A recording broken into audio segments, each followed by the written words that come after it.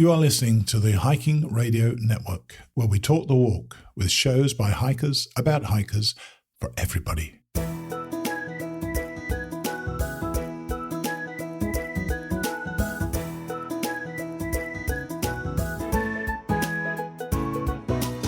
Mighty Blue on the Appalachian Trail, the ultimate midlife crisis.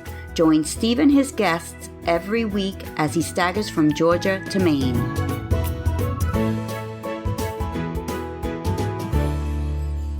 Welcome one and all to the 299th episode of Mighty Blue on the Appalachian Trail, the ultimate midlife crisis.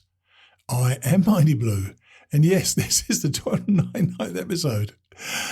Next week, we're going to do something a little bit different.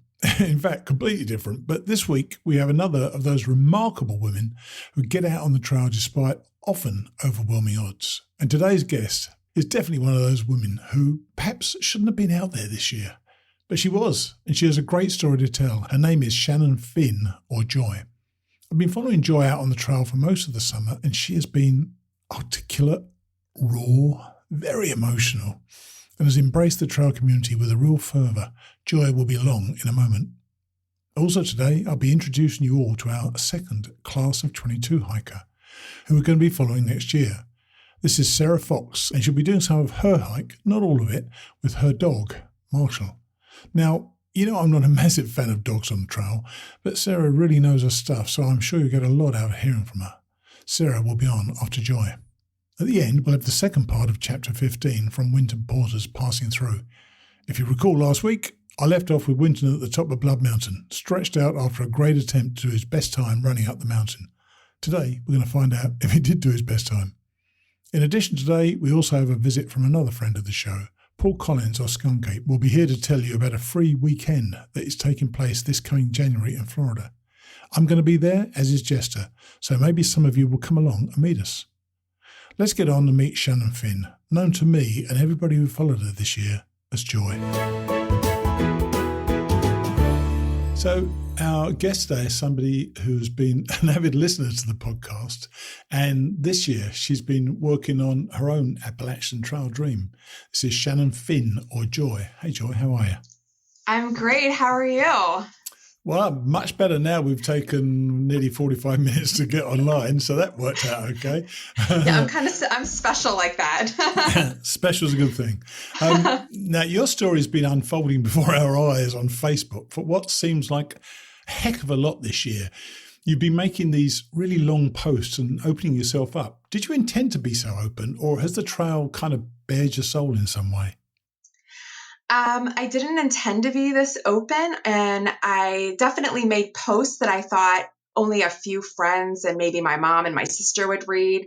So I think that I got more open as the trail went. I thought I was going to have more, I guess, trip reports. You know, here's what's going on. Here's what state I'm in. And it turned out over the weeks that it morphed into something that was a lot more spiritual. More than I had expected. And you had amazing support from the Facebook. People know on here I've got a love-hate relationship with Facebook, but it's the support you got was so positive, wasn't it? Absolutely, overwhelmingly so. Yeah, it's lovely. So, but let's go back a few years. Facebook always makes the hair on the back of my neck stand up anyway. So let's go back a few years, and this is the part that makes you one of the least likely people to ever hike a trail. Let's start with your family. What was going on that caused you to spiral several years ago with your family? I was in a pretty toxic marriage, and that was amplified when my then 8-year-old daughter was diagnosed with cancer. That's always going to be a strain on a marriage. But when the marriage is already kind of in shambles, that it went from bad to worse. And we should say, by the way, that your daughter recovered. Yes, she did. She did. You still have a difficult situation with her after what happened after this, but you found out she had cancer. How did you start coping with the cancer? Well, interestingly, at the time, I a lot of people use a website called Caring Bridge to put out mass information about what's going on with a loved one when they're being hospitalized. And I utilized that web page back then. And it was interesting how it morphed from, hey, here's what's going on today, this CT scan, this surgery, this chemo got started. And it slowly morphed into a cathartic outlet for what I was going through at the time, which was pretty traumatic. And that, I guess, is when the first time I kind of ever wrote anything. And then people said, oh, you should be a writer. And I was like, what am I going to write about? I had nothing to write about. Well, hang on. Before you go on with that, you say you had nothing to write about. You had a heck of a lot to write about. And I can now see a direct correlation between that happening and then your trial writing as well. Well, yes, I went to nursing school. I became a nurse. And then at the time when she was sick, I really had a lot of issues with substances at the time, problem drinking, Xanax, all the stuff that I was prescribed. Any doctor would kind of give you that. Your kid's in the ICU. Of course, you need some Xanax. Sure. And but that kind of continued long after she got better. And so did my anxiety and my depression. And I did become a nurse shortly into my career. I got a back injury, and then I quickly developed an opiate problem. And again, the marriage had already gone from bad to worse, and it went worse to worse. I eventually kind of lost everything and ended up being a heroin addict for a long time, and lost all of my relationships, lost my career, lost everything. And for many people, Joy, that's the end of the road, isn't it? You one day you're going to overdose and you're going to finish yourself in many ways.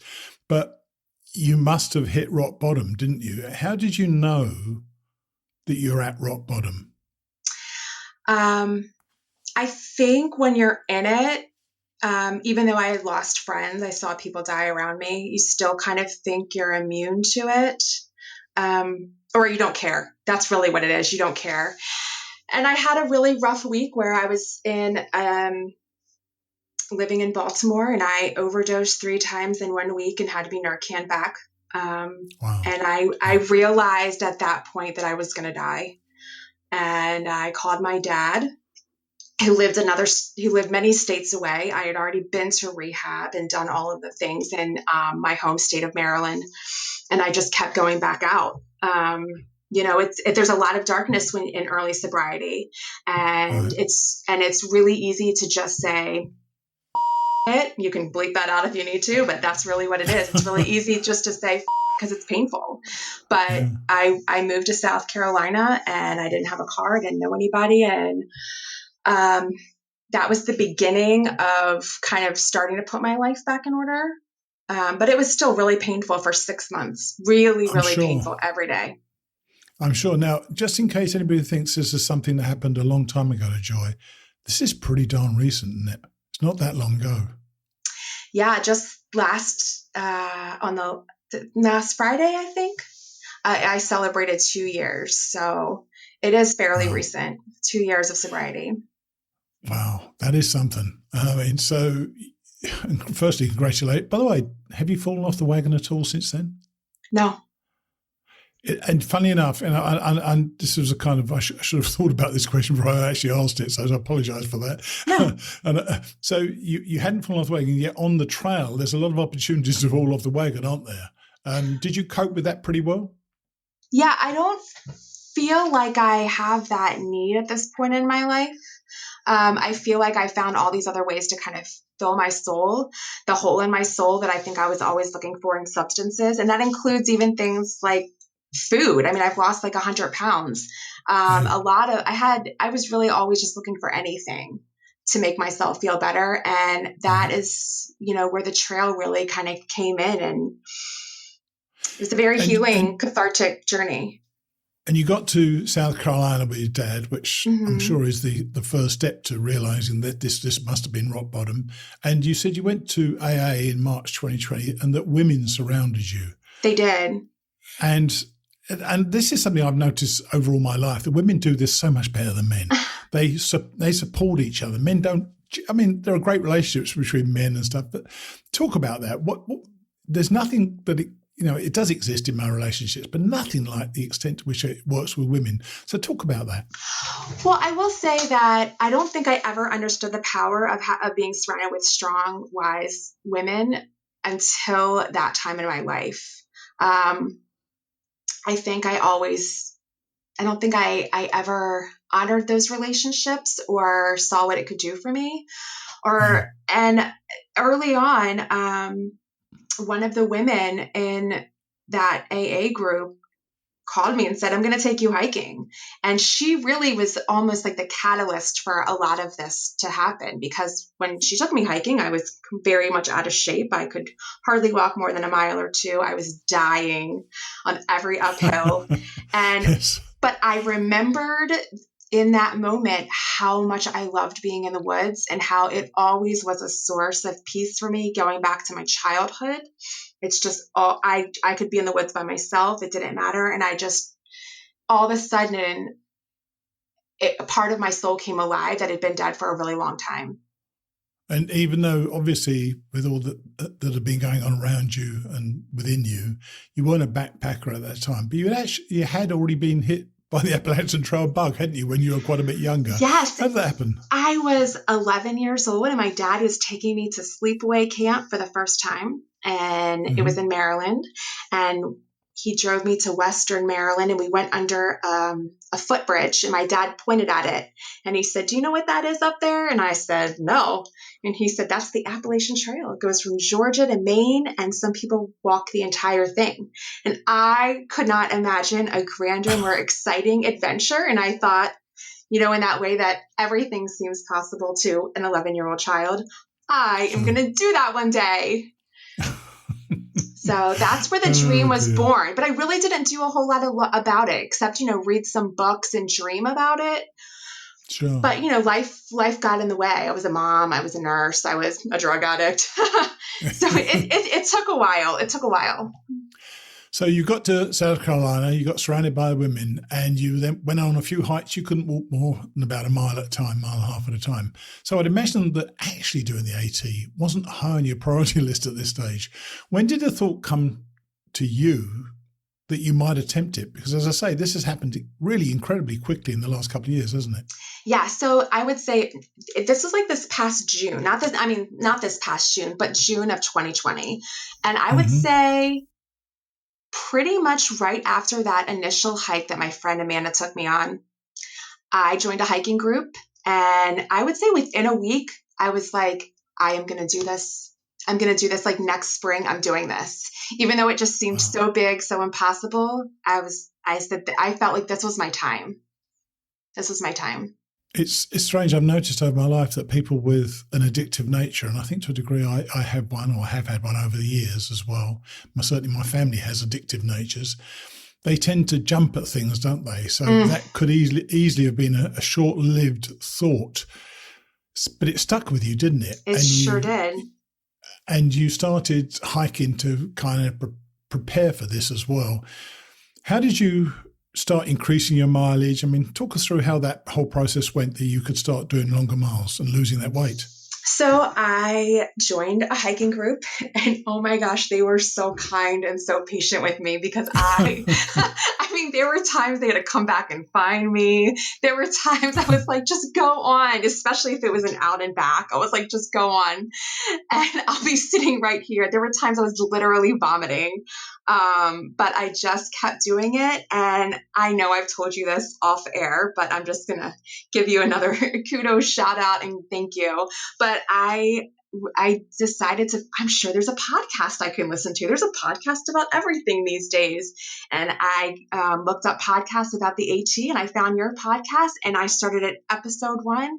And that is what I listened to every day when I worked out, when I took a walk, when I was in the car, when I was falling asleep.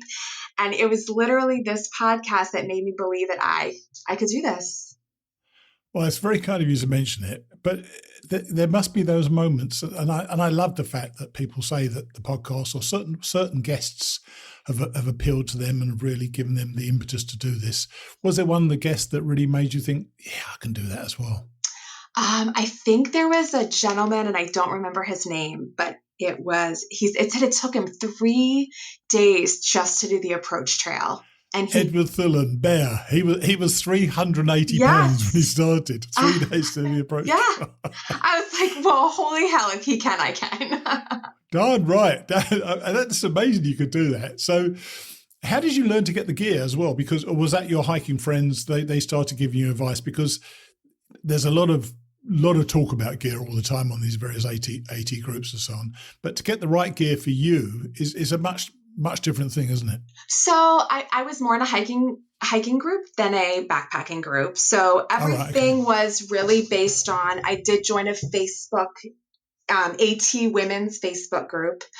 And of course, a million trips to my local REI and other local independently owned outdoor companies in my area.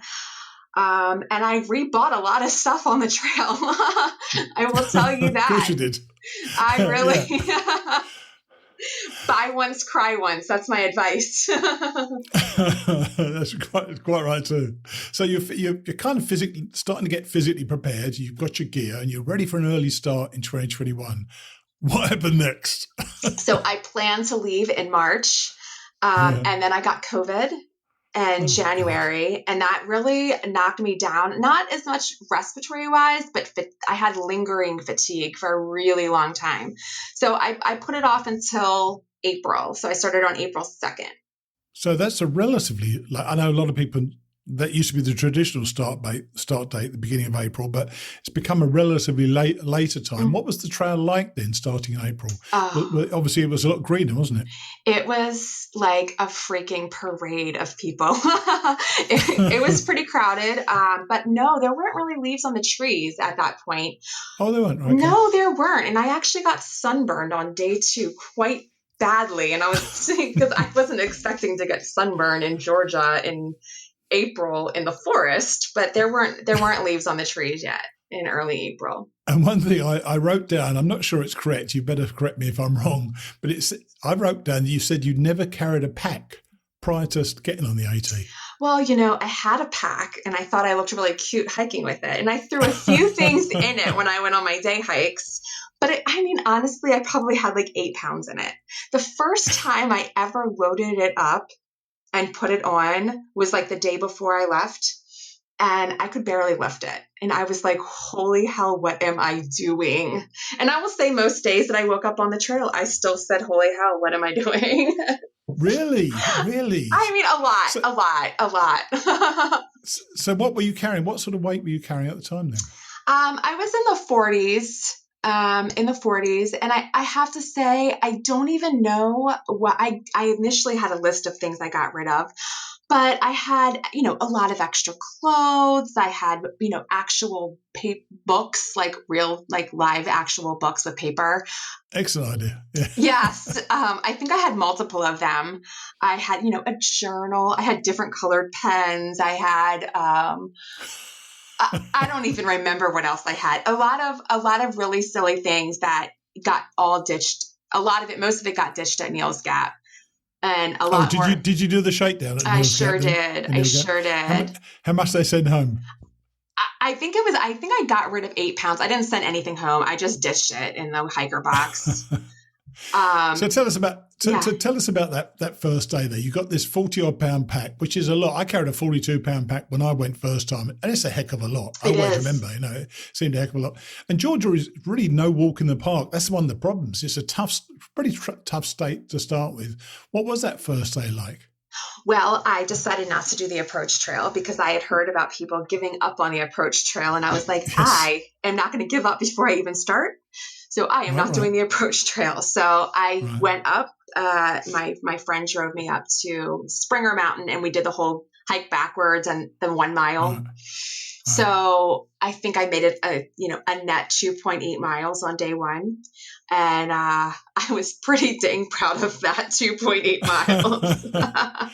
What did you plan to do, Joy? I mean, had you planned to do get to the first shelter? I mean, what was your plan, or you just thought you'd just go with it as it came? I think I was going to be happy with just getting to the first shelter that night. And I never really have much of a plan. I mean, I kind of make plans, but they never really go the way I think they're going to go. So I just make sure, do I have enough food to get to the next town? But no, 2.8 miles.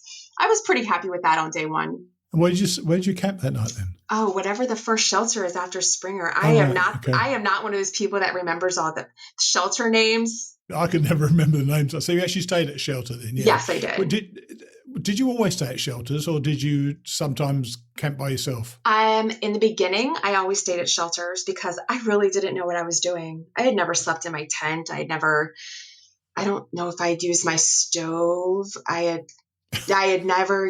couldn't even figure out how to use my headlamp. It was blinking red and I didn't know how to make it go to any other mode one night. That's always popular. That's always popular in a shelter, isn't it? Yeah. No, so I didn't stay inside the shelter. I just stayed at the shelter. Yeah, it was way too crowded. But once I got away from the bubble, which happened as a result of multiple injuries, I really much preferred stealth camping. Yeah, it's just pretty nice, isn't it? Yeah, especially with a bunch of people. I think especially if you're with 2 or 3 people as well. I rather like that. It's glorious. And when we spoke before, you told me that your trail legs literally never kicked in, but then you also said that you could do the trail, you were pretty sure you could do the trail as early as Neel Gap. So why the certainty and why no trail legs? Well, I felt like if I could make it there, all I had to do was just keep getting up, putting one foot in front of the other and not giving up, period. That's all I had to do. And that's just what I did every day. Why the no trail legs is I had a lot of issues with plantar fasciitis and IT band syndrome in my knees. And it really caused me to take a lot of time in hostels, going to get cortisone injections, trying to ice things, make them better. So I never got those day after day after day after day, week after week after week, month after month after month, sustained big miles. I was always constantly stopping. And as a result, I mean, sure, I am in far superior shape than I was back in April. But you lost 100 pounds, girl. I mean, I didn't lose all that on the trail. I know, but you lost quite a bit, haven't you? Yes. So tell us about becoming Joy, because I became Mighty Blue and people refer to me as Mighty Blue, but I'm sure most people refer to you as Joy. And all your photos have you with a big beaming smile and a pose, and you clearly had the time of your life out there. Who named you Joy, and do you feel that is a different persona? So I had my original trail family that I had for only for the state of Georgia, actually. I met them maybe 2 or 3 days in, and they were who gave me the name Joy. And I have to say, I was kind of shocked by it, because even though I had changed so much by then, I had a little over a year of sobriety, I still kind of identified with this old version of me that was depressed, anxious, overwhelmed. It just all of these ways that I labeled myself and identified myself. And it didn't occur to me how much I had changed until someone else named me Joy. And I was like, me? Joy? And then, so it was really the beginning of me kind of, I think, becoming who I was, or becoming who I think I was always meant to be, which is who I think I am now. I think I'm still on that journey, but I think this is the person I was always supposed to be. And just a lot of trauma and a lot of crap happened in my life that derailed that. So now you're back home. I'm going to come back to the hike in a minute, but now you are back home. Is Joy still the person that's there? Oh, or is it Shannon? No, I think it is. I'm still very much in this transition. I've only been home a little over a week, and I've been very much distracted and busy. So I'm still worried, I'm going to lose it, that I'm going to fall into some deep depression. I don't feel that coming on at this point, but I feel like it happens to everybody else. Surely it's going to happen to me. So I am a little bit concerned about that. So I feel like I just need to keep staying busy and focusing on what's next. But no, I still feel like the girl that was born out there is still with me for sure.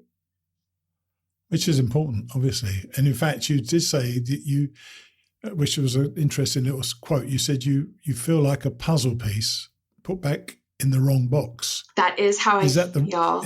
Is that the wrong box now, where you are now, back at home? I think it's not that it's home. It's that the whole world seems so much crazier to me than it ever did before. Oh, really? Yeah. Really? It's just, it all seems so preposterous. What people are concerned about and worried about, going into a store and I just look at them like people are buying this, like people are caring about, I don't know, Britney Spears and the Kardashians. And it just blows my mind. It just blows my mind that this is something that what we choose to focus our energy on. So that's what I mean. I feel like, wow, this world is, it's preposterous. Well, that's why I asked the question about what it's like to be back, because you have, you have fallen off, you haven't fallen off the wagon, but you've been drinker and taken drugs and all that sort of stuff.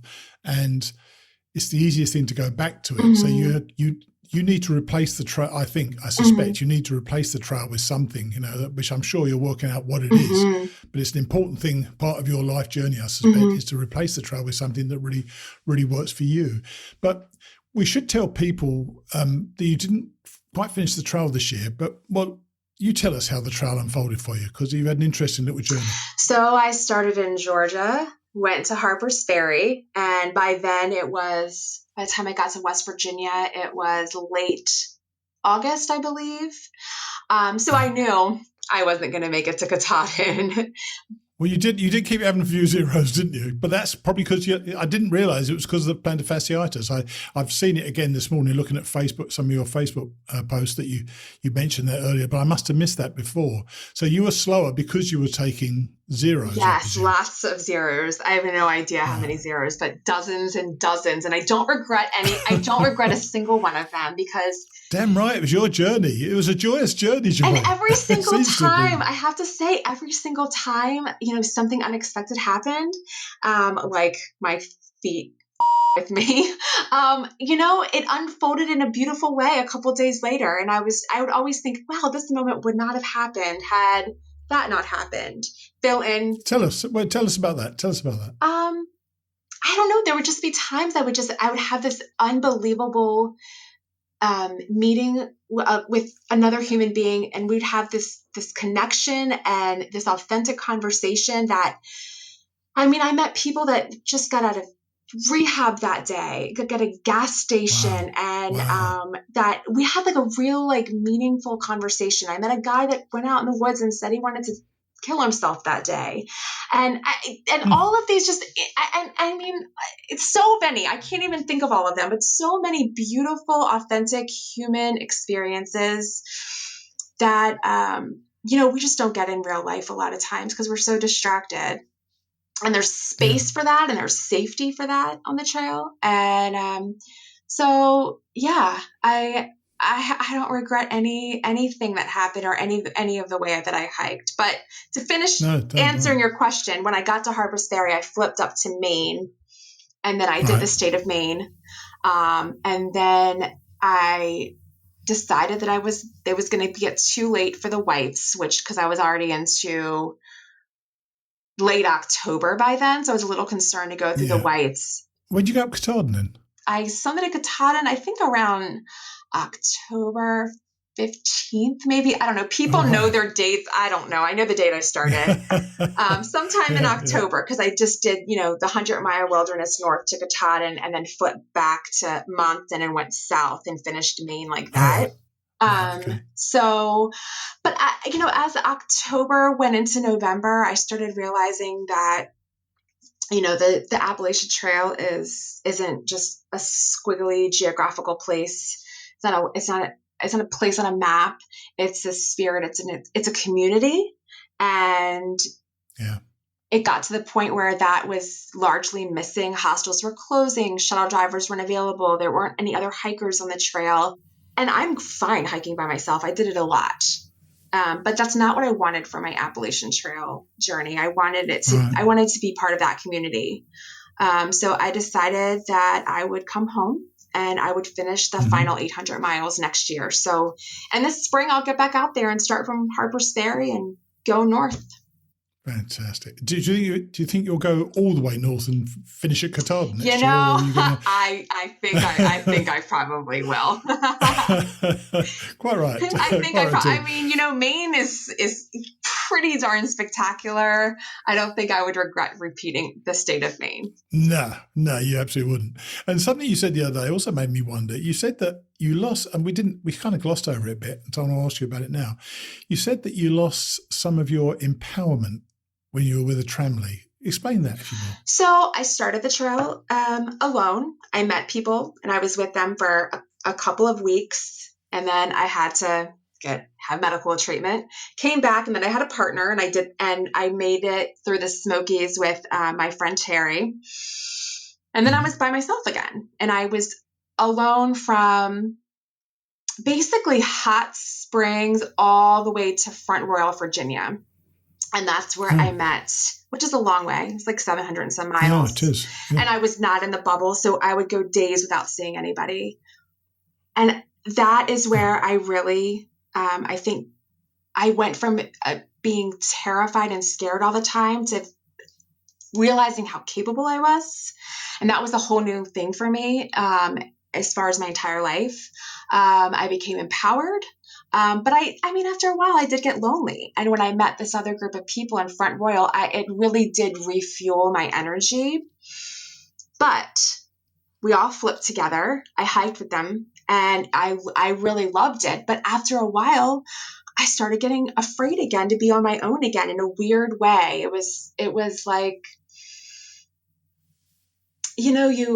you become dependent on them. And I don't mean that as far as, I still hiked by myself a lot, but there's an empowerment of taking care of yourself, of figuring things out on your own. And I really feel like that's what I needed to get out of this journey. And that's what this journey was about for me.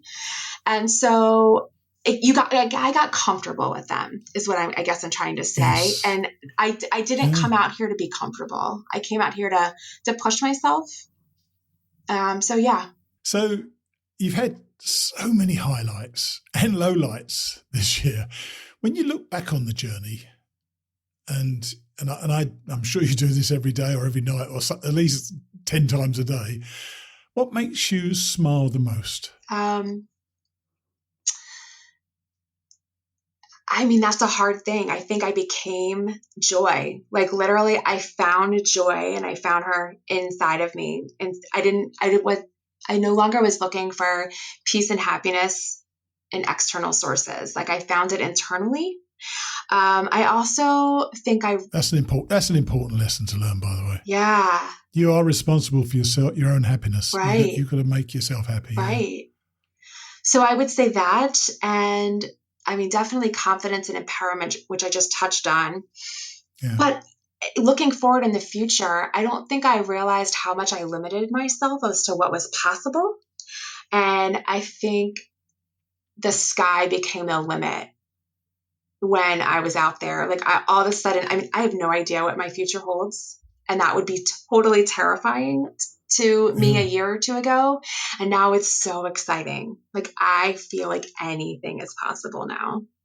Do your family notice the difference in you?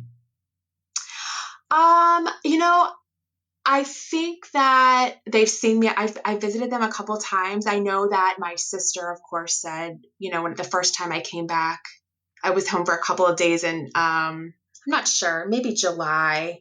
And she said, I've never seen you like this. And, that's someone that's known me my entire life. So that meant a lot. I think she's probably the only person that's verbalized it. I mean, I saw a lot of people yesterday. I went to and I celebrated 2 years of sobriety yesterday. So a lot of people that knew me back then were absolutely shocked with who I was today. I mean, a lot of them didn't even know who I was until I started speaking, and I could see their eyes going, "Oh my gosh, that's Shannon." So that was kind of no, it's not. It's Joy. Right, it's Joy. right. I can only think of you as Joy. I know your name's Shannon Finn, but I think of you as Joy when I see you on Facebook always. Yeah. So yes, I would say definitely people have definitely noticed. So I just asked what makes you smile the most. I suppose the counter of that is what brings tears to your eyes. I don't think anything really does, because I think everything that was difficult or painful was always a lesson. I think what brings tears to my eyes is being home on some level. Not that, the world is what it is, but, we just change so much when we're out there. We have a whole new sense of gratitude about what's important in life, the beauty of simplicity. And it's frustrating that everybody else is still in that same place of, where I was, not that long ago. But sure. You wish everybody else could get on board. You wish everybody else could wake up. I feel like I woke up about a lot of things. Well, I tell you, I am so delighted you're home safe. I've followed virtually every one of your posts this year, not all of them, but pretty much every one I read at some stage. And I'd love for you to come back next year once you've finished those last 700 or 800 miles and tell us how that went, because I'm sure that you're going to feel great doing that as well. And as long as you keep bringing the joy to your hiking, I'm sure you're going to have a great time. I would love nothing more. I would love to come back and tell you all about it. And thank you so much. That's cool. You take it easy, okay? We'll speak soon. All right. Thank you. Bye. Bye-bye. You really should read some of Joy's Facebook posts. You could tell from the 3 bleeps. She's a passionate woman, and she doesn't hold back in those posts. They were often riveting reading. What about those strong, wise women who surrounded her and loved her and were there for her as she fought to regain her life? I tell you what, ladies, that is your secret weapon. When will men learn that life is not a pissing contest? And by the way, I have been, and sometimes still am, guilty of taking part in that contest. And I often say to people who are about to embark on this hike, be careful what you wish for. Joy has come out of the woods and she finds life to be preposterous. She said, where is it? It all seems so preposterous what people are caring about. If nothing else, the trail will grant you some perspective. I thought she was a great guest. Now, talking about those of you whose lives are about to change, let's meet the next one of our class of 22. This is Sarah Fox. Well, today's guest is a first for us. This is a young lady who is going to take a dog on her adventure next year. This is Sarah Fox. Hey, Sarah, how are you? Hi, I'm good. How are you? Well, I'm good. And you're attempting, I believe, a flip-flop this year or next year, rather? Yep, that's the plan. And what is the plan? Are you going from Harper's to Katahdin, or are you going Harper's down to Georgia? So right now I'm thinking about Harper's to Katahdin. All right. Mm-hmm. And then Harper's down to Georgia, I presume. Yep. And are you taking your dog the whole way or just part of the way? I'm considering just doing it part of the way for his sake and for my sake, because I think it can be difficult bringing a dog on the trail with you for a lot of different reasons.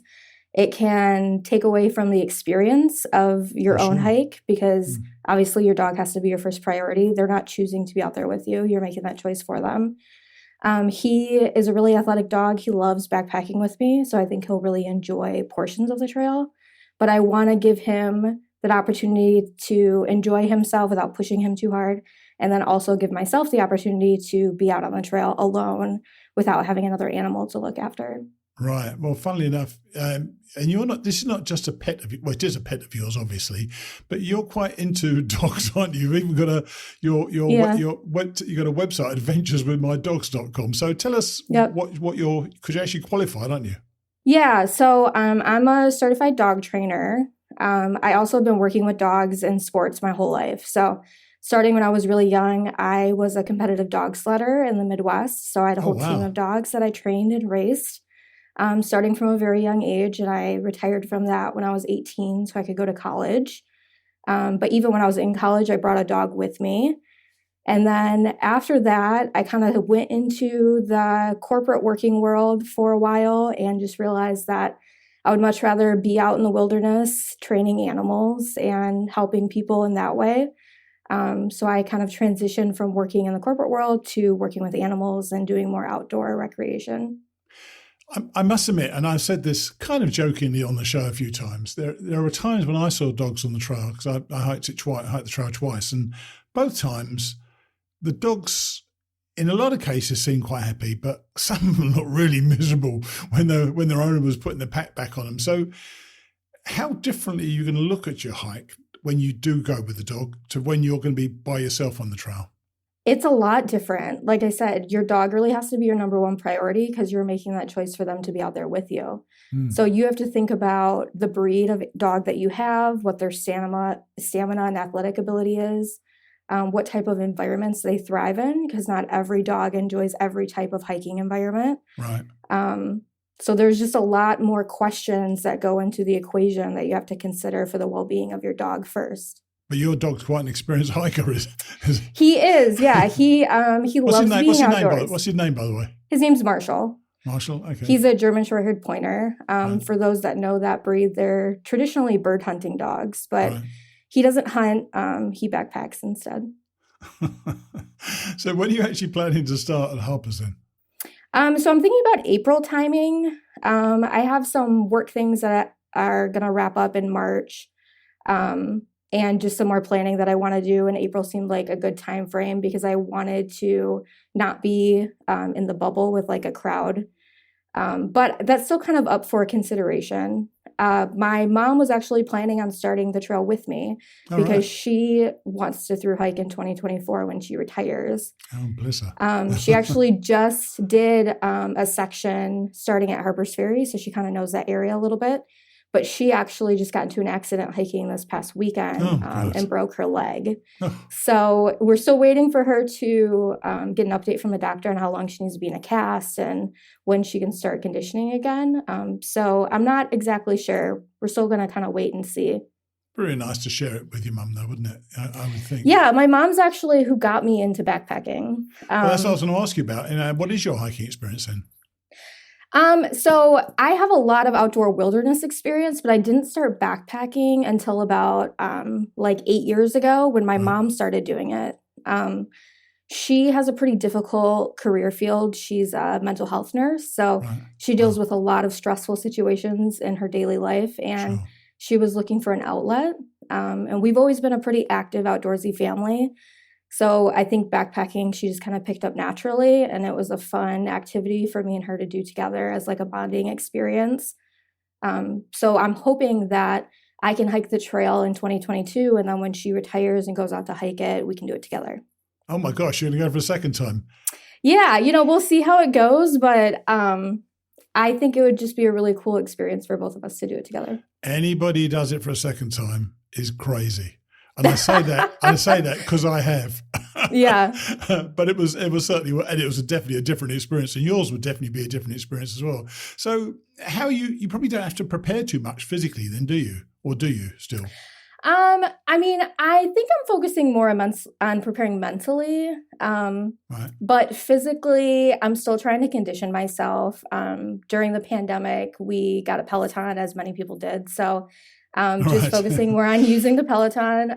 It's funny, every time I get on the bike, I'm thinking, okay, if I can stay on the Peloton for like 4 hours at a time, I'm going to feel more conditioned enough because you're going to be exercising all day out on the trail, obviously.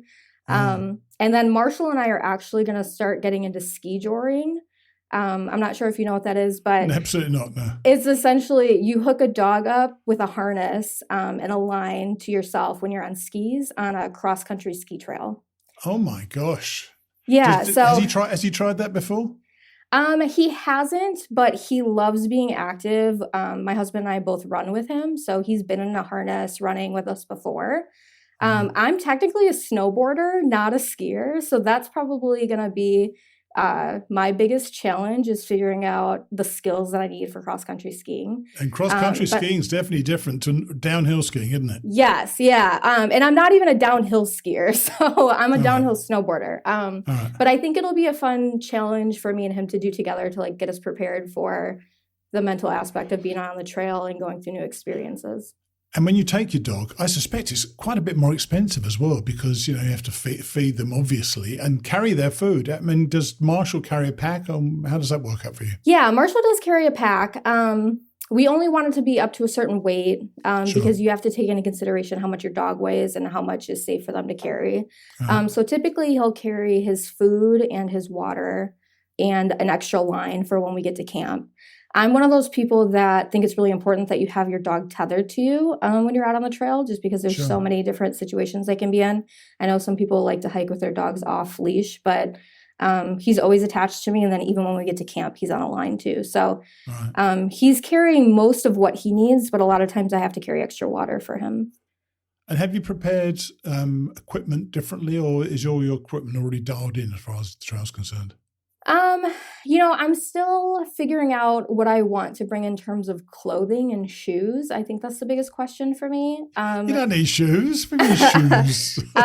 For whatever reason, my mom has the same problem. We both have really have feet that just don't like to cooperate with us. I've broken my ankle and have twisted my ankle more times than I can count. So I have to be really careful about what type of footwear I'm wearing and supports and things like that. So I'm still figuring that aspect, but the majority of my equipment I have used and tested. And I'm not really one of those gear junkies that get really focused in on what type of gear I'm going to bring.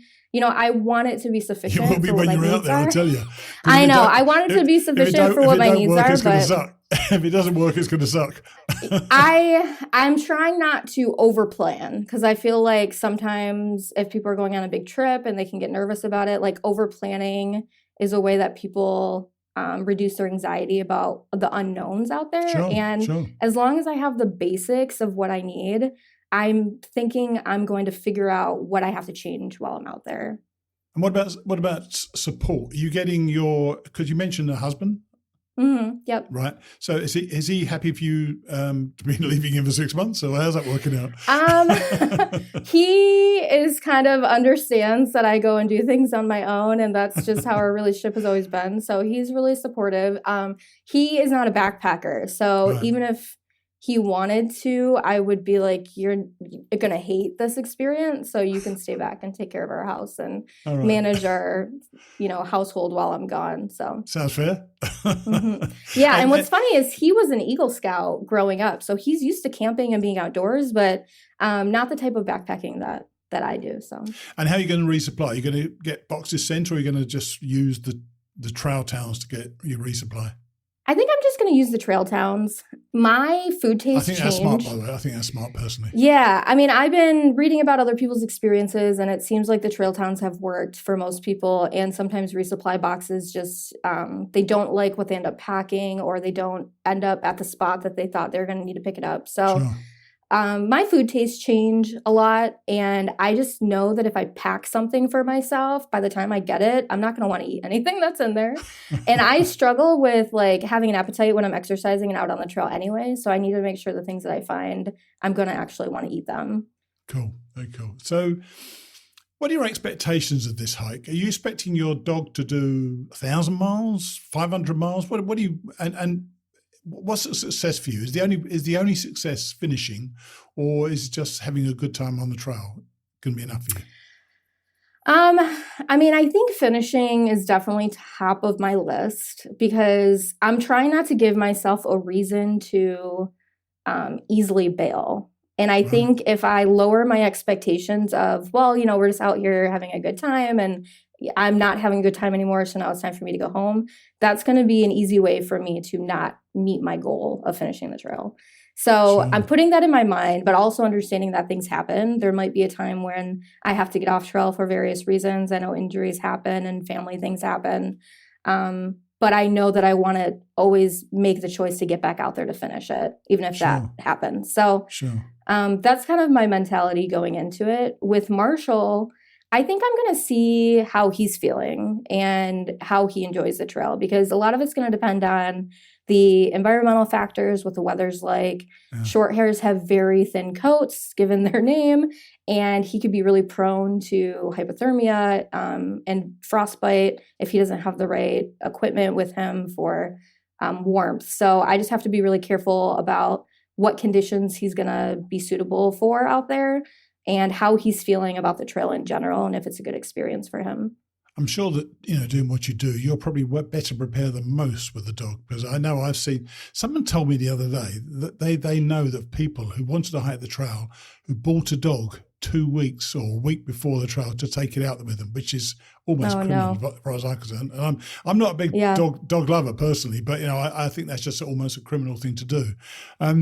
So I'm sure he will be as well cared as he can be. What are you most looking forward to on this trip? I'm most looking forward to having a really big goal to work towards. That's different than what a lot of people in life set out to do. I think having an adventurous life is a big value of mine and why I've been into the various sports and activities that I've been involved in my whole life. And I think working in the corporate world for a while really got me kind of stuck in this idea of just the daily grind of a 9 to 5. And now that I've moved past that, I'm just really ready to go out there and have a cool adventure. Cool. And so what are you least looking forward to then? So I guess what I'm least looking forward to and most worried about is the fact that I'm very injury prone. All of the various sports that I've done my whole life, I've had some type of injury. I've broken my wrist 3 times. I've broken my ankle. Oh, gosh. I broke my ankle. I broke my wrist snowboarding. I fell off a horse. Like a lot of the Hang on. There's a clue there. Snowboarding and a horse. Yeah. There's a bit of a theme going on there. You're doing things that are dangerous, yeah. Yeah. I mean, I've had various injuries, dog sledding growing up. But what I was always proud of is overcoming those obstacles. So even though I'm injury prone, I know how to hopefully keep myself safe. And your mother broke a leg this weekend. She did. I know. Really? She's injury prone too. Her and I actually both had broken wrists at the same time when I was growing up, both from snowboarding. Dear. So if you are a snowboarder, wear your wrist braces. Yeah. So have you got a trail name, or are you going to let the trail name you? So nobody has named me on the trail yet. I have kind of an idea of what I might want my trail name to be, but I'm also open. So I haven't fully decided on that yet. I know it needs to be a name that I'm comfortable with. So I don't think I'm necessarily going to take the first one thrown at me. But we'll see. I'm not sure. Cool. Well, look, I wish you well. I'd love you to come back on the show through your hike. This is the idea of this. I want people to, when they've got a story to tell, something's happened that's interesting or difficult or whatever it's going to be, to text me. I'll give you my number afterwards. To text me and say, I've got a story. I'll jump on the phone with you, or I'll record you through your phone then. And then we can tell the story that week of catching up with you. And then this way, we should be able to follow you all the way through your hike. Yeah, that sounds great. I would love to do that. Okay, cool. Well, good to talk to you, and good luck when you get started. Speak to you soon, all right? Thank you. Cheers then. Bye. Bye. She certainly clued up about her dogs, didn't she? Everything she said was geared around the health and well-being of Marshall. I'm looking forward to catching up with her as she heads north from Harper's in April. Before we move on, of course, it's time to thank our invaluable donors who really keep our shows on the road. Thanks this week go to the following. Our monthly donors are Justin Mullins, Kevin Eastman, Ann Hinton, Ann Dobson, Mike DiCello and Terry Hackler. Thanks to all of you for your incredibly consistent support. Also this week, we've had donations from Dom Tomorrow, who in fact is going to be one of our class of 22 in the coming weeks, William Matthews, who congratulated Jester on her 100th episode this week, Andrew Plummer, Roy Tandy and Jay McEwen. And Jay McEwen just said, thank you for these podcasts. You're all so welcome. Now, you know those individual bits of episode artwork that we have for each of our shows? Well, the bloke who does them all for us for free is a former guest, Paul Collins or Skunk Ape. Paul puts together Hangcon, an annual get-together about hammocks and hammocking. I invited Paul to come on the show and invite you all to join us this year at Hangcon. Here's Paul. Well, we've got an old friend of the show. This is Paul Collins or Skunk Ape. Hey, Paul, how are you? Hey, Mighty Blue, how you doing?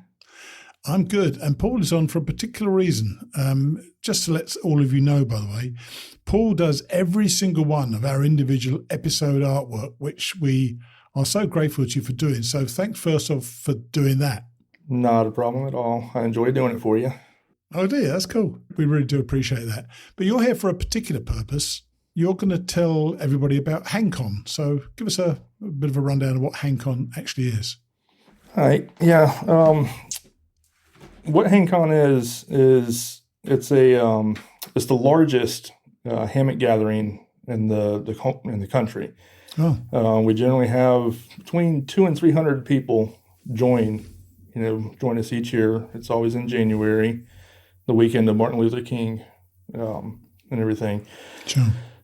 I know you and Jester are planning on joining us this year down there, which is awesome. Jester is actually going to be picking up her hammock that she ordered. I know. I wonder how she would take to that. We got her in one, so now you're next, Mighty Blue. Well, we'll see about that. I'm not too sure. We'll try and convert you. But yeah. So Hangcon, it's like I said, it's a yearly event. So far, for this coming up January, we already have about 250 people registered, and so I see it getting up close to around 300, if not a little more, for this year. Oh, what else we got? Well, where actually is it? You haven't. I don't think you told people where it is yet. Sorry, it's in Central Florida. It's over in Brooksville, not far from you. I think probably about maybe an hour north of you. Okay, cool. That's good. Yeah, not far. But yeah, we got so many people. We actually looked at it the registration a couple of days ago, and like I said, we have people from all over the United States coming. So far, we have people from 23 of the 50 states already registered. So the purpose of this is to basically a bunch of people hanging around in hammocks, or is it really to try to promote the use of hammocks more and tell people what hammocks are available and show the latest sort of stuff that's out there?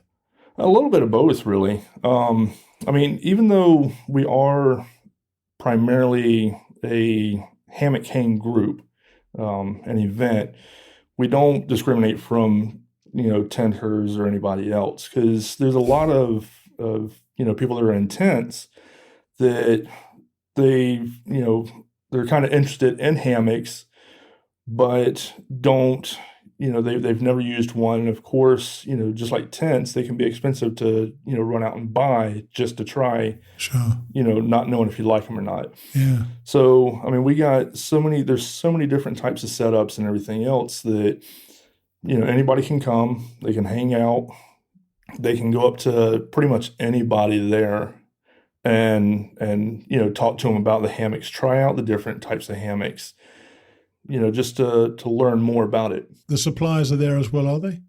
Oh yeah. I mean, we got a lot of vendors and stuff like that that come. Right. We have a huge raffle. And Julie and I are going to be doing in some sort of round table, I believe. I'm not terribly sure what you want us to do. We have just talk nonsense for an hour or so. Yeah, we during the event we have a lot of different like DIY classes, like some of them to do with hammocks, like ridgeline classes and suspension classes. I know we have like a pot building koozie class, so people can build their own little pot koozies to keep their meals warm and stuff like that. We're going to have the hiker round table where we'll have, yourself and Jester up there, talking about like you with through hiking and Jester with section hiking and stuff like that. I know Jester's going to do a couple of other, classes also. She's going to do her 11 essentials class. And then, there's another one that she's going to be a part of. And if you want to be a part of it also, you can. Several of us are going to basically have our packs, packed with what we normally go hiking with. And that way, that's not embarrassing for me. That's not embarrassing for me. It gets torn apart. At least you wouldn't have to remember your food, though, Mighty Blue, because we're not going to have food in that one.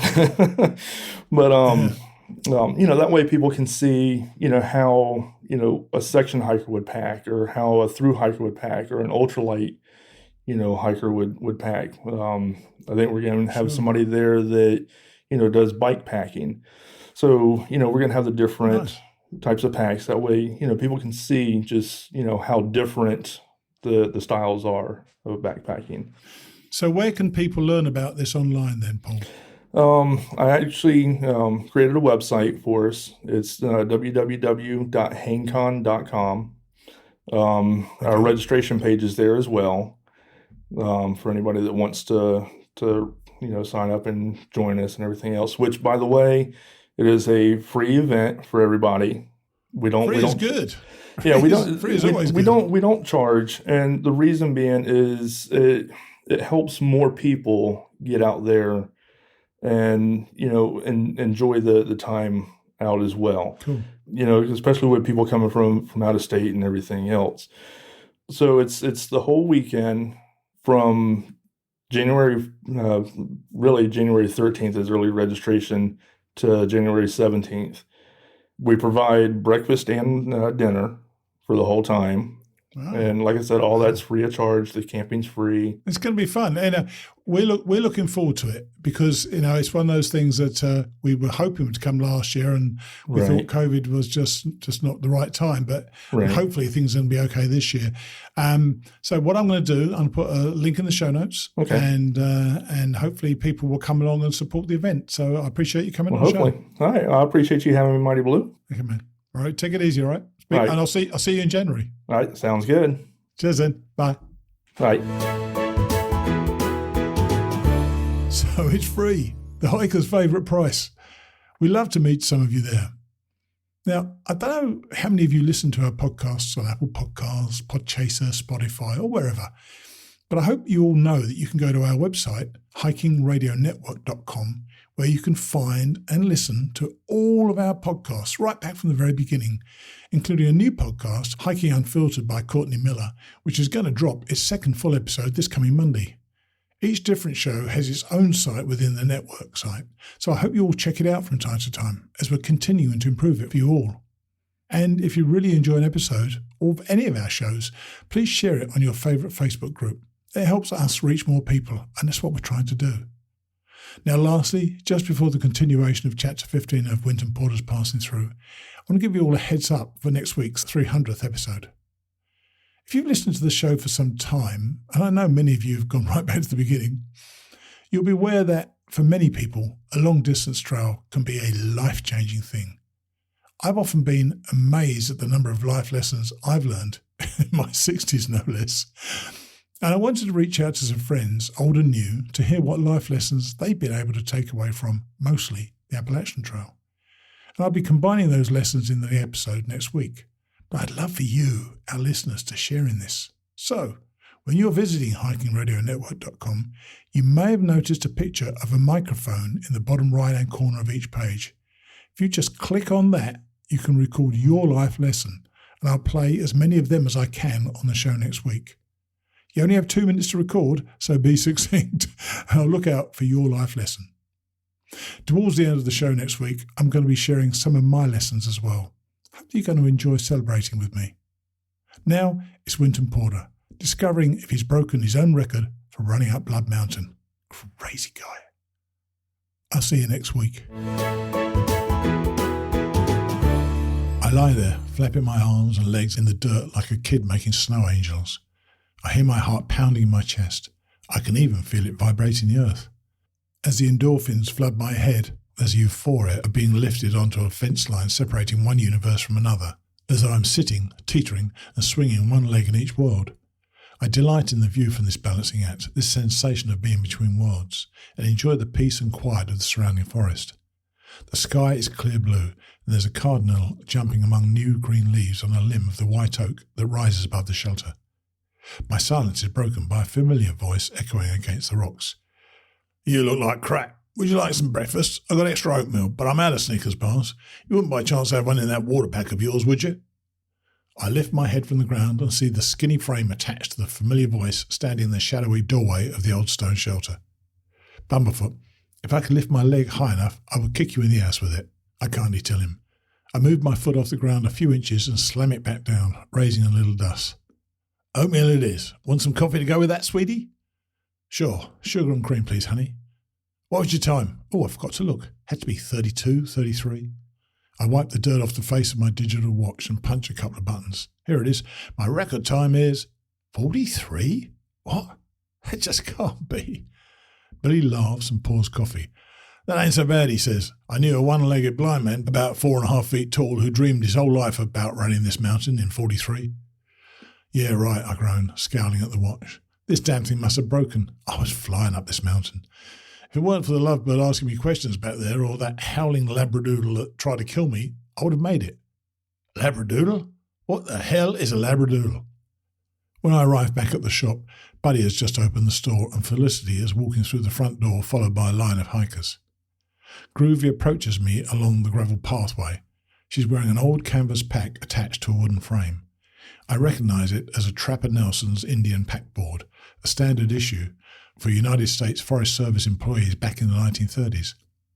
Groovy's pack is well used, held together by various patches she must have collected through her years of travel. It isn't a pretty piece of equipment, but it's neatly packed and not at all overloaded. She's changed her look for hiking. Her grey hair is pulled back into a ponytail and tucked under a nylon ball cap, and the plastic sunflower is now pinned to the bill of the hat. She's wearing 70s-style running shorts, the kind with the drastic high cut in the hem, and red-on-white striped tube socks pulled up all the way to her knees. A black sports bra has replaced the photo T-shirt. Modesty is for the young, I guess. At least her footwear is current. She waves me down. Mr. Porter, can I talk with you for a moment? Certainly, how can I help? It's about the twins. I'm a little worried about them. They seem to be good kids, but something's just not right. If those kids are 19, then I'm 19 too, and you can plainly see that is not the case. She makes a sweeping gesture over her body with her hands. She is, indeed, a long way past 19, and I don't know how to comment on this. My mouth hangs open for a moment until she resumes her speech. They say their parents told them not to tell anybody their last name or where they were from. Now, don't you think that's just a little strange? I think they're runaways. I tell her that strange is something we get a lot of round here. Would you mind talking to them? Is that them coming up the stairs from the hostel? Groovy is right. 19 seems to be a stretch for these two boys. They're identical from the tops of their short, butterscotch blonde heads to the tips of their white Nike shoes, thin, mischievous-looking and gawky. The packs on their backs look as if they weigh as much as the boys and appear only slightly shorter than they are. Each step they take looks like a circus balancing act and requires total concentration on their part to keep the entire load from toppling. If they fall forward, they'll be crushed. If they fall backward, they'll be stuck like upside-down turtles. Their blue jeans have holes in the knees and they both wear faded white dress shirts one size too large. They look more like a set of homely Mormons on a mission than runaways. With a smooth, quiet voice, Groovy makes the introductions. Braden, I want you to meet Mr. Porter. He's the owner here, and he may be able to help you with those packs. Welcome to Mountain Crossings, guys. First, how am I supposed to tell you apart? I'm Braden, sir. I'm the oldest by an hour and a little taller by a half-inch. I'm Brandon, sir. Yes, a little shorter, but my mouth isn't always running like my brother here. That's not much to go on, but I guess I'll figure it out. How far are you two headed? Braden serves as the spokesman, while Brandon steps back slightly behind his brother. Not sure, he says cautiously. We have 3 months. By the looks of that travel luggage on your back, it appears you have the entire 3 months packed on the inside and outside. No, sir. Our mum is bringing some more food in about 4 weeks. 4 weeks? No kidding. Where does your mum have to drive from? I asked, testing Groovy's comment about them not telling where they're from. Well, sir, we aren't allowed to say, Brandon says sheepishly. It is clear that these two don't trust strangers. I choose not to push the point further and decide to wait and build some more credit before trying to bring down the wall of mistrust. Brandon, I'm really going to try hard not to sound like your daddy. By the looks of those packs and all the stuff hanging off them, along with the cotton clothing you're wearing, quite simply, men, you're unprepared. If you two continue with some of that shit you have stuffed in your luggage, then there's a good chance you could have a near-death experience or worse in these woods. Hopefully the last 5 days have been humbling and that has opened your ears up a little. If you two are willing to listen, then I can help you. Like abandoned ducklings who have found a surrogate mother, Brandon and Braden both look to Groovy for the answer. She picks up on the cue. I think you should listen to Mr. Porter here. I've been hiking these trails a long time, and you two could really get yourself in trouble. Yes, ma'am. Yes, ma'am. They both drop their shoulders and nod their heads in unison and start the 24-step climb up the stairs toward the shop, wobbling under the weight of the packs. Sometimes you see where a trail name is going to come from before you know exactly what the trail name is going to be. Groovy, are those wheels on the bottom of those packs? Yes, over the past 5 days they've been carrying and rolling those packs across the trail. Just then I spy Alpine walking down the pathway headed for the trash bin with a Santa Claus-sized sack of garbage. He detours over and greets me with a concerned look on his face. Winton, there's this guy. He's been living here for about 3 days. I think he's living up in the woods. Is he the one missing his right hand? I ask him, carrying a rolled-up yellow blanket around his back, wearing a day pack and toting a duffel bag? Yeah, that's him. Yeah, he's a little hard to miss. Where is he now? I think he's still on the balcony digging in the garbage can. We call them Duffel Bag Hikers. Every year we get about a half a dozen of them. They either know about the trail or tripped onto it by accident on their way to somewhere else. They assume that they can simply blend into a community of longbeards and dirty people. They have little or no money or food, and typically the only clothing they own is what they are wearing, which is usually all cotton. Sometimes they're avoided or shunned by hikers, but the generosity of many hikers runs deep. Partly out of goodness, partly out of pride, hikers want to help. They want to teach others what they know. They might offer advice, then a listening ear, and then eventually food or money. The duffel bag hikers, like stray dogs, will keep following the food until a more generous benefactor comes along, or they realise they have worn out their welcome. This one we call Lefty, because the left is the only hand he has. A gaunt, tormented-looking man in his late 40s, though it's hard to tell, skinny as a weasel, his face all knobby bones. Lefty has a black-as-ash beard and wears an ancient, filthy Atlanta Flames cap over an untidy bird's nest of hair sticking out on all sides. I find him on the balcony as described, bent over the rim of a trash can and peering around inside, looking for whatever Alpine missed. He tries smiling at me pleasantly, like one neighbour to another, as though digging in the trash was simply a nice thing to do on a spring morning. Nice ball cap, I say. I haven't seen one of those in over 20 years. Are you okay? Can I help you in any way? Well, I need to get to Western Union and pick up some money. My experience with duffel bag hikers has led me to always look for a window of opportunity that will help speed the process of moving them away from the trail and toward the safer ground of a small town or Greyhound bus station. This opportunity comes quickly this morning. I tell him I'm heading toward town and I could get him at least halfway. I just have to check on the staff first. I step into the store and find the twins going over the candy racks as though they were choosing melons at a grocery store, picking up, putting down, trying to find the perfect piece. Buddy is at the counter, processing a stack of outgoing UPS boxes filled with gear that hikers have packed for sending home. Felicity is listening to another story about a hiker's first bear encounter. It's never happened to me before. I was a little scared. It was amazing. And you should have. And Jennifer is in today for the first time in more than a month. And in the bliss of new love, she looks every bit as dopey and distracted as Alpine.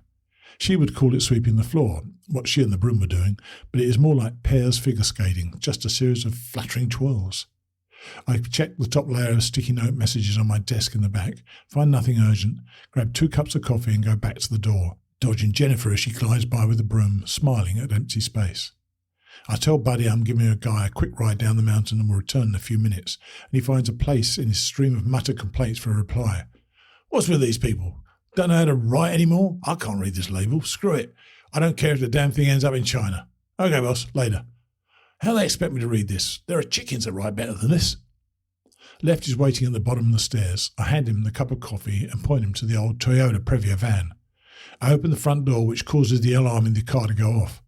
Lefty drops his duffel bag and jumps back from the vehicle as if trying to distance himself from the possible crime. No worries, it does this all the time, I tell him. Before the car will start, I have to pop the hood, disconnect the battery to disarm the alarm, then reconnect it. There, that should do. Jump on in. She won't blow up now. It was the red wire. Snip, snip. I don't know why I say things like this, by the way. Somehow it reassures me, living among the strangest of the strange, to know that I have enough strangeness of my own to keep people off balance. Poor Lefty is beginning to suspect that I'm crazier than he is. Touching the handle of the van door as though it's a hot skillet, he steps up and slides onto the passenger seat. I start the van, pull to the end of the driveway and wait for 3 slow-moving logging trucks to pass by before entering the roadway. It's going to be a long ride down with these things in front of me. I pull in behind them and tilt my right foot toward the brake pedal. Well, how do you end up at the mountain crossing store? I ask my passenger. Lefty's not used to having company, so chit-chat requires great concentration. He knits his brows and I feel for him.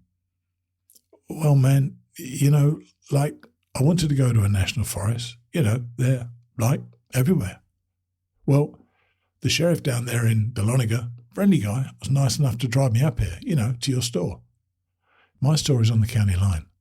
What Lefty is saying is that the friendly sheriff was nice enough to drive him out of the sheriff's jurisdiction, which is exactly what I'm trying to do, hoping that the next friendly sheriff will carry him to the next county line, or better, into North Carolina, 15 miles away. The logging truck's brakes are starting to smell like burnt rubber, and they slow to a near crawl at the hard twist in the road next to Goose Creek Cabins. Lefty just looks away. Yeah, there are a lot of national forests, I say. Have you ever hiked the Appalachian Trail? The Appalachian Trail? Appalachian Trail? I know I've heard of it. Now, where is that at? You were just on it. It goes all the way to Maine, 2,178 miles. That's a lot of rides from friendly sheriffs, he's probably thinking. No, I never did, but I'd like to. I got a little time in my hand, he says with a creepy smile while holding up one good hand. I'm silent at this, long enough for him to worry that I haven't got the joke, so he repeats it. I said, I got a little time in my hand. If you want to hike that trail to Maine, you may want to make some adjustments on some of that equipment. The weather out there can be pretty unforgiving, and that little towel you call a blanket just ain't enough against what you could run into out there. I've been pretty warm over the past several days. I should be fine, he says. I hope so. That's all there is to say then. I don't know how he could pay for better equipment anyway. We spend the next few minutes in silence as we inch our way down the road behind the logging trucks. Finally, where Georgia 180 splits off to the east from US 19/129, I pull into a small gravel parking area. Well, here you go. Just head north on that road and you'll run into Blairsville. Okay, thanks for the ride. You wouldn't happen to have a couple of bucks you could loan me? I scoop up a handful of change out of the ashtray. Lefty holds up both arms, apparently forgetting that he only has one hand. He opens the one hand and I dump the coins into his palm. He looks down at the change, his hand and stump still together, and gives a peculiar smile. It seems to contain both gladness at his new fortune and tender regrets for the hand that is missing. I have the impression that he sees two hands where I see only one. He steps away from the van and closes the door.